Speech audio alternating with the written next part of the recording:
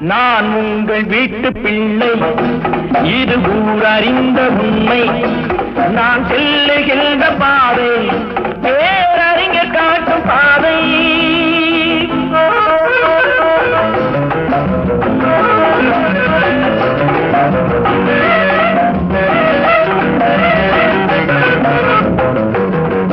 காலந்தோறும் பாடம் கூறும் மாறுதல் இங்கே தேவை.